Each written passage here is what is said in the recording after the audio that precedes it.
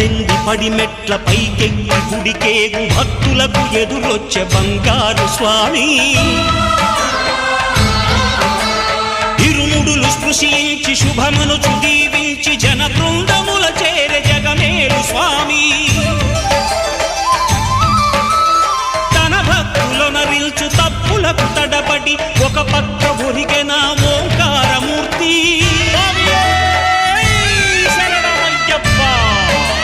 స్వాములందరూ తనకు సాయము కాగా ధీమంతుడై లేచే ఆ కన్య స్వామి పట్టబంధము వీడి భక్తతతికై